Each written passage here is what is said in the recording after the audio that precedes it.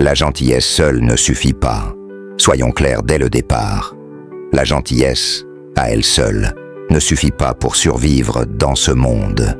Si vous pensez qu'être une bonne personne est suffisant pour réussir, vous vivez dans une illusion. Et le pire, c'est que vous le savez, même si vous refusez de l'admettre. Combien de fois avez-vous eu l'impression que les autres vous piétinent? Combien de fois avez-vous fait ce qui était juste pour être finalement ignoré, ou pire, exploité? On vous a appris que la bonté suffisait, que l'honnêteté et la noblesse étaient récompensées. Mais la réalité est tout autre. Le monde ne récompense pas les bons. Il récompense ceux qui savent jouer leurs cartes avec habileté. C'est là que Machiavel entre en scène. La leçon de Machiavel: la vertu sans ruse est une faiblesse. Machiavel a compris une vérité que beaucoup ignorent. La nature humaine est égoïste, versatile et cruelle quand cela s'impose. Dans Le Prince, il a démontré que la vertu sans ruse est une faiblesse et que la bonté sans stratégie est un piège. Réfléchissez-y. Combien de fois êtes-vous tombé dans ce piège? Pensez à ceux que vous admirez, ceux qui ont accompli de grandes choses. Croyez-vous qu'ils y sont parvenus uniquement grâce à de bonnes intentions? Non. Ils ont réussi parce qu'ils savaient agir dans l'ombre quand c'était nécessaire, parce qu'ils comprenaient que la morale n'est pas une barrière, mais un outil. Savoir quand l'afficher et quand la dissimuler, voilà ce qui distingue un joueur d'un simple pion. Le problème, ne pas savoir se protéger, le problème n'est pas que vous soyez bon, mais que vous ne sachiez pas vous protéger. Vous pensez que les autres suivent les mêmes règles que vous, mais c'est faux. Le monde est rempli de prédateurs déguisés en amis, d'opportunistes capables de repérer les naïfs à des kilomètres. Et vous, sans même vous en rendre compte, avez été une cible idéale. Machiavel propose une alternative: la gentillesse intelligente. Il ne s'agit pas de devenir un méchant ou de renier vos principes, mais de comprendre que la gentillesse doit s'accompagner d'une lucidité sur la réalité. Cela signifie apprendre à lire les gens, à anticiper leurs intentions, à savoir quand faire confiance et quand rester sur vos gardes. Être craint ou aimé? Machiavel a affirmé qu'il vaut mieux être craint qu'aimé si l'on ne peut pas être les deux. Et vous, qu'avez-vous choisi? Probablement être aimé, accepté, perçu comme inoffensif. Mais qu'avez-vous gagné avec cela? Pas le respect, pas le pouvoir. Ce que vous avez obtenu, c'est que les autres savent qu'ils peuvent vous utiliser sans conséquence. Une gentillesse sans force n'inspire pas l'admiration, elle inspire la pitié. Être bon sans être naïf, ne vous méprenez pas. Je ne vous dis pas d'arrêter d'être bon. Je vous dis d'apprendre à être bon sans être naïf. Sachez que le monde ne récompense pas les justes, mais les astucieux. La vraie vertu n'est pas la soumission, c'est la capacité à équilibrer éthique et pragmatisme. Machiavel a enseigné que l'image est cruciale. Il ne s'agit pas seulement de ce que vous êtes, mais de ce que les autres perçoivent de vous. Si vous semblez faible, on vous traitera comme tel. Si vous semblez fort, on vous respectera. Stratégie au-delà de la gentillesse. Combien de fois avez-vous laissé les autres vous manquer de respect par peur de perdre leur approbation? Combien de fois êtes-vous resté silencieux pour éviter un conflit, réalisant ensuite que cela vous coûtait plus que cela ne vous rapportait? Il ne s'agit pas de devenir cruel, mais stratégique. La clé est de savoir quand agir, quand parler, quand reculer et quand passer à l'attaque. La gentillesse est un atout quand elle est bien utilisée, mais si vous la laissez sans contrôle, elle devient votre pire ennemi. Le monde ne valorise pas la pureté, l'erreur de beaucoup de bonnes personnes, et de croire que le monde valorise la pureté du cœur. Ce n'est pas le cas. Le monde valorise le pouvoir, la sécurité la capacité à prendre des décisions difficiles.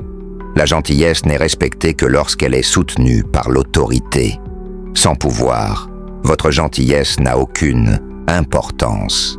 Machiavel vous dirait de ne pas être un agneau parmi les loups, de ne pas laisser votre morale faire de vous un esclave. La vraie vertu, c'est l'intelligence, la capacité à façonner votre environnement à votre avantage. Combien de temps encore? Réfléchissez. Combien de temps encore allez-vous laisser le monde vous marcher dessus?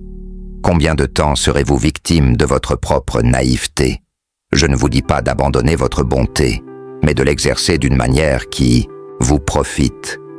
Apprenez à agir dans l'ombre quand c'est nécessaire, à savoir quand sourire et quand montrer les dents. Le monde n'est pas juste, mais vous pouvez apprendre à jouer selon ses règles, tout en restant fidèle à vous-même. Machiavel n'a pas écrit Le Prince pour vous apprendre à être mauvais, mais pour vous apprendre à survivre. Alors, allez-vous persister dans l'illusion que la gentillesse suffit, ou commencer à appliquer une vraie intelligence? La perception du pouvoir, voici un concept que peu comprennent. La perception du pouvoir. Être fort ne suffit pas, il faut le paraître. Avoir de l'intelligence ne suffit pas, il faut la projeter. Car dans ce monde, la réalité compte moins que la perception qu'ont les autres de vous. Pensez-y. Combien de fois avez-vous vu une personne incompétente aller plus loin qu'une personne talentueuse? Combien de fois un manipulateur s'est-il élevé pendant qu'une personne noble et travailleuse restait bloquée? Ce n'est pas un hasard. Les gens ne suivent pas le bon ou le juste, mais celui qui semble en contrôle, celui qui maîtrise son image, celui qui projette de l'autorité, même s'il n'a pas toutes les réponses. Maîtriser son image, c'est là que beaucoup échouent. Ils croient que la vérité seule suffit, que la compétence parle d'elle-même. Mais le monde ne fonctionne pas ainsi. Il ne récompense pas ceux qui ont raison, mais ceux qui savent vendre leur version de l'histoire. Machiavel l'a parfaitement compris. Ce n'est pas seulement ce que vous êtes, mais ce que les autres croient que vous êtes. La perception est tout. Un leader insécure n'inspire pas la confiance, même s'il est le mieux préparé. Un employé qui ne se fait pas remarquer ne sera jamais promu, même s'il est le meilleur. Une personne qui ne projette pas de valeur ne sera jamais désirée, même si elle a beaucoup à offrir. Contrôler le récit, la clé, n'est pas seulement d'être, mais de maîtriser le récit sur vous-même, de contrôler votre image, de créer la bonne impression en toute situation. Il ne s'agit pas de tromper, mais de diriger l'attention des autres vers ce que vous voulez qu'ils voient. Dans toute interaction sociale, les gens perçoivent la réalité à travers des filtres, d'hypothèses, de préjugés et d'émotions. La question est, laissez-vous ces filtres jouer contre vous ou les utilisez-vous à votre avantage? Si vous êtes bon mais semblez faible, on vous traitera comme tel. Si vous êtes juste mais semblez mou, on vous piétinera. Si vous êtes talentueux mais insécure, on vous ignorera. L'art de la perception sépare ceux qui contrôlent leur destin de ceux qui sont contrôlés par les autres. Le pouvoir de l'information. Entrons dans une zone plus sombre, mais essentielle. Le contrôle de l'information. Vous êtes-vous déjà demandé pourquoi les plus puissants semblent toujours en savoir plus que les autres? Pourquoi ceux qui dominent ont toujours un avantage? Parce qu'ils savent quand parler et quand se taire. Les naïfs croient que l'honnêteté absolue est une vertu, que tout dire est juste. Mais l'information, c'est du pouvoir. Et le donner sans réfléchir a des conséquences. Machiavel a dit qu'un prince doit savoir masquer ses intentions, non pas pour mentir, mais parce que dans un monde où chacun cherche un avantage, révéler trop le rend vulnérable. Le silence stratégique. Apprenez à contrôler ce que vous partagez, à ne dire que le nécessaire, à maintenir un mystère qui pousse les autres à s'interroger sur vos pensées. Car dès que vous devenez prévisible, dès qu'on peut anticiper vos actions, vous perdez tout avantage stratégique. Les grands joueurs de l'histoire, en politique, en affaires, en art, ont compris cela. Le silence stratégique est aussi puissant que la parole. Pensez à quelqu'un que vous admirez. Est-ce une personne qui se dévoile totalement ou quelqu'un qui garde toujours une part d'ombre, une carte cachée? Parlez moins, gagnez plus. Combien de fois avez-vous trop parlé et cela vous a nui? Combien de fois avez-vous fait confiance à la mauvaise personne, révélant quelque chose qui s'est retourné contre vous? Combien de fois avez-vous donné des explications inutiles pour vous justifier auprès de ceux qui ne le méritaient pas? Le pouvoir n'est pas dans le fait de parler plus, mais dans le fait de savoir quand parler et quand se taire. Celui qui parle le moins, qui explique le moins, inspire le plus de respect. Pourquoi? Parce que le silence crée l'incertitude. L'incertitude suscite la curiosité, et la curiosité confère du pouvoir. L'imprévisibilité comme arme, voici un autre concept fondamental. L'art de l'imprévisibilité. Les gens prévisibles sont faciles à manipuler. Si vous agissez toujours de la même manière, si vos réactions, émotions et décisions sont prévisibles, les autres peuvent vous anticiper et vous utiliser. Mais si vous êtes imprévisible, si personne ne sait quel sera votre prochain mouvement, vous devenez dangereux. Et quand vous êtes dangereux, on vous respecte. Machiavel l'a compris. Un leader lisible comme un livre ouvert est faible. Mais celui qui garde un mystère, qui adapte ses actions, reste au pouvoir. La distance stratégique. Passons à un aspect fascinant. L'art de la distance stratégique. Beaucoup pensent que le pouvoir vient de l'omniprésence, de se faire remarquer constamment. Mais la vérité est autre. Celui qui est trop disponible perd sa valeur. La rareté crée le désir, l'absence crée l'impact. Pourquoi certaines personnes imposent-elles le respect par leur simple présence, tandis que d'autres, malgré leurs efforts, n'y parviennent pas? La différence réside dans la perception de leur valeur. Machiavel a dit qu'un prince ne doit pas être trop accessible, non pas par mépris, mais parce que trop de familiarité détruit le respect. La rareté augmente la valeur.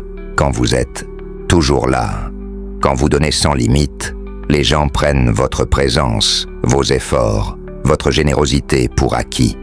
Cela s'applique aux relations, au travail, à la vie. Donner trop fait de vous quelqu'un de jetable.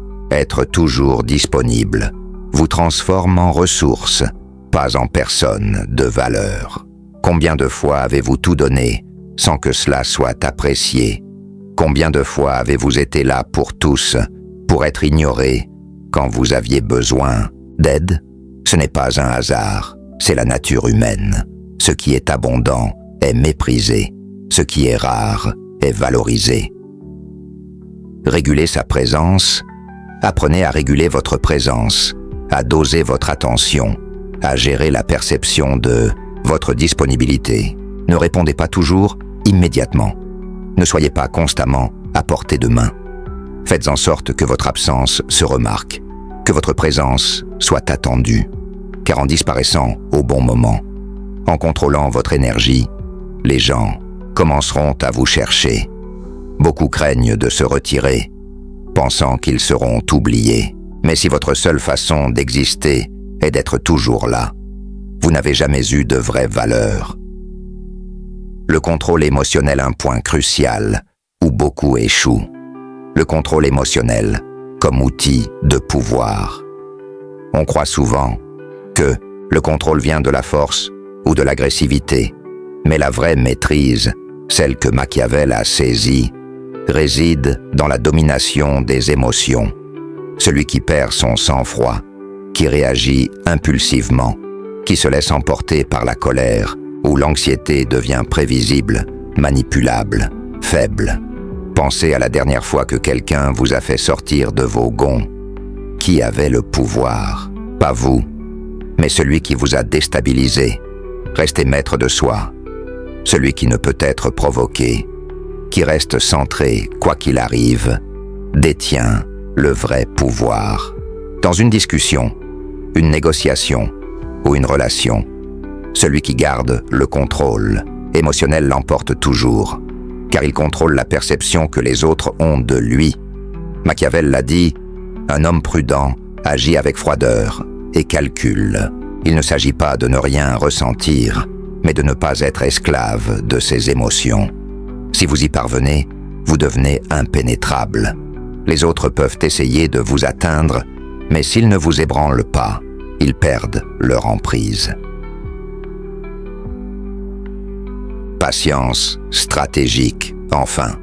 Le pouvoir de la patience stratégique. Beaucoup veulent des résultats immédiats. Succès, respect, pouvoir, tout de suite. Mais Machiavel a montré que le vrai pouvoir appartient à ceux qui savent attendre le moment parfait.